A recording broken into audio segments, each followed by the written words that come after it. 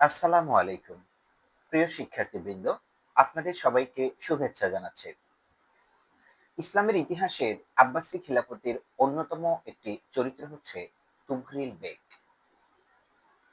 তুগরিল বেগ 1055 খ্রিস্টাব্দে জন্মগ্রহণ করেছিলেন, মৃত্যু 1063 খ্রিস্টাব্দে।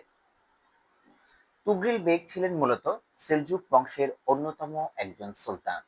সেলজুক বংশের প্রতিষ্ঠাতা হিসেবে মূলত এই সেলজুক বংশের নাতি বিশেষ খ্যাতি অর্জন করেছিলেন। তুগরিল বেগ খোরাসান অঞ্চলে শক্তিশালী সেনাপতি হিসেবে পরিচিত ছিলেন। আব্বাসি খিলাফতের দুর্বলতার সুযোগে তিনি মধ্যপ্রাচ্যে রাজনৈতিক প্রভাব বিস্তার করতে থাকেন। এই তুগরিল বেগের রাজনৈতিক প্রভাব বিস্তারের ফলে সেলজুকরা মূলত মধ্য এশিয়ায় মধ্যপ্রাচ্যে তাদের প্রভাব, প্রতিপত্তি, রাজনৈতিক অভিলাষ তারা প্রতিষ্ঠা করার স্বপ্ন দেখেছিল। 1055 খ্রিস্টাব্দে বাগদাদে প্রবেশ করে আব্বাসি খলিফা মুতাসিমকে মুক্ত করেন তুগরিল বেগ। আর এজন্য খলিফা মুস্তাসিম এই তুগরিল বেগকে সুলতান উপাধি দিয়েছিলেন। আর এটি ছিল ইসলামের ইতিহাসে প্রথমবারের মতো কোন খলিফা কাউকে সুলতান উপাধি দেন। আমরা জানি পরবর্তীতে ভারতীয় উপমহাদেশে যে সুলতানি শাসন ছিল, সুলতান শব্দটি মূলত সুলতানি শাসনের যিনি প্রধান ছিলেন তাকে বলা হতো। কিন্তু এই সুলতান শব্দটির প্রথম প্রচলন করা হয় আব্বাসি খেলাফতের সময়কালে খলিফা মুস্তাসিম তার এই তুগরিল বেগকে প্রদান করার মাধ্যমে। তুগরিল বেগ খলিফার ধর্মীয় ক্ষমতা বজায় রেখে রাজনৈতিক ও সামরিক শক্তি নিজের হাতে রাখতেন। ফলে আব্বাসীয় খিলাফতের যে সামরিক এবং রাজনৈতিক শক্তি সেটি অনেকটাই বৃদ্ধি পেয়েছিল। বাইজেন্টাইন সাম্রাজ্যের সঙ্গে যুদ্ধ এবং শিয়া বুয়াইয়াদের প্রতিরোধ তার সামরিক কৌশলের অংশ ছিল। অর্থাৎ এই যে তুগরিল বেগ যখন সামরিকের দায়িত্ব গ্রহণ করেছিলেন, তার পরবর্তী সময় থেকে আব্বাসি খেলাফতে রাজনৈতিক ও সামরিক শক্তি মূলত নিজের হাতে রেখেছেন এবং সকল ধরনের বিদ্রোহকে তিনি নিজ হাতেই দমন করেছিলেন।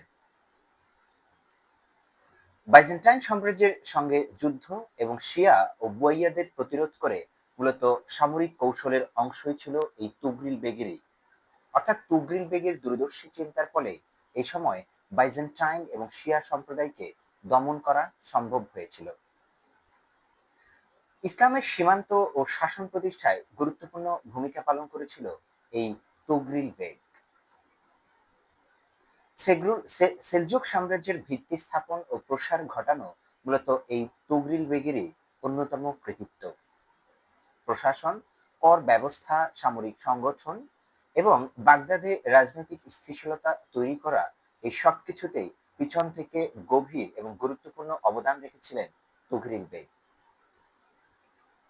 ইসলামের ইতিহাসে সুলতান পদ প্রতিষ্ঠার মূল ব্যক্তিত্ব হচ্ছে এই তুগরিল বেগ। তুগরিল বেগ উদাহরণ হিসেবে দেওয়া হয়। তুগরিল বেগ মূলত উদাহরণ হিসেবে রয়েছে সাহস, নেতৃত্ব ও প্রশাসনিক দক্ষতার অন্যতম একটি প্রতীক হিসেবেই। তুগরিল বেগের মৃত্যুর পরেও সেলজুক সাম্রাজ্য দীর্ঘকাল শক্তিশালী থেকেছিল। তুগরিল বেগ ইসলামী ইতিহাসে স্থায়ী প্রভাব ফেলেছিল এবং সাম্রাজ্য প্রতিষ্ঠার অন্যতম প্রতীক হিসেবে ইসলামের ইতিহাসে নিজের নামটি আজ পর্যন্ত চিরস্মরণীয় করে রেখেছেন। প্রিয় শিক্ষার্থীবৃন্দ, ভিডিওটি দেখে যদি আপনার ভালো লাগে তাহলে একটি লাইক দিবেন, কমেন্ট করে আপনার মতামত জানাবেন এবং চ্যানেলটি যদি সাবস্ক্রাইব করা না থাকে সাবস্ক্রাইব করে দিবেন। ইসলামের ইতিহাস ও সংস্কৃতি বিষয়ের অনার্স প্রথম বর্ষ থেকে যে কোনো বর্ষ, ডিগ্রি এবং প্রথম বর্ষের সকল বিভাগের শিক্ষার্থীদের কাছে চ্যানেলটি শেয়ার করে দিবেন এবং এইচএসসি পরীক্ষার্থী যারা রয়েছে তাদের কাছেও চ্যানেলটি শেয়ার করে দিবেন। ধন্যবাদ সবাইকে। আসসালামু আলাইকুম।